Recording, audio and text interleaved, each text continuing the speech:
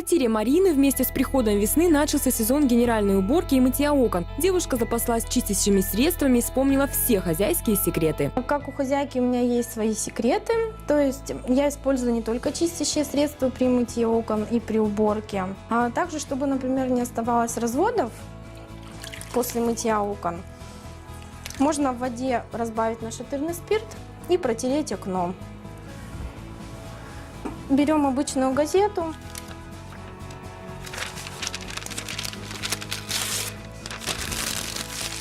И сверху натираем. Убираются остатки от тряпки и разводы. Большую сложность для хозяйки представляет территория кухни. Накипь на стене, которая оседает от плиты, Марина удаляет с помощью соды. Смешивает ее с водой, и чистящее средство, приготовленное в домашних условиях, готово. Плитка будет блистать, а пыль не осядет, гарантирует хозяйка. Для зеркал можно использовать воду с уксусом, как и для хрустальной посуды. Бюджет такой уборки не превысит 200 рублей. Если на самостоятельную уборку ни времени, ни желания нет, можно обратиться к профессионалам. Для клининговых компаний началась горячая пора. Сегодня мы убираем квартиру площадью 50 квадратов. Стоимость данной уборки составляет 5000 рублей.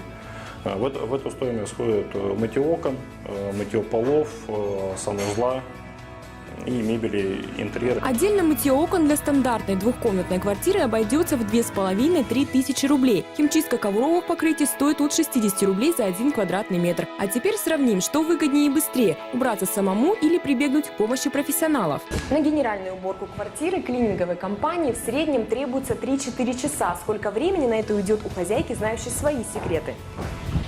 Домашняя уборка в квартире примерно с такой же площадью, также 3–4 часа. Если, конечно, не отвлекаться на бесконечный попить чаю или посмотреть телевизор. Переходим к вопросу денежному. Чтобы отмыть квартиру самостоятельно, нам понадобится средство для чистки плиты, обойдется примерно в 102 рубля. Средство для чистки кафеля, цена варьируется от 91 рубля до 114. Для сульфаянца не менее 150. Салфетки из микрофибры 50 рублей за одну штуку. Для полноценной уборки нужно как минимум 4. Итого 200 рублей. Средства для мытья полов и стен. Средняя цена в красноярских магазинах составляет 91 рубль. Итого за чистящие средства придется раскошелиться примерно на 700 рублей. Добавьте сюда трату собственных сил и время. Услуги клининговой компании стоят около 5000 рублей в зависимости от площади квартиры. Если ваше время стоит дороже, то можно прибегнуть к помощи профессионалов. В уборке главное не только наведение чистоты, но и ее поддерживание. Тогда сверкающая и благоухающая квартира у вас будет в любое время.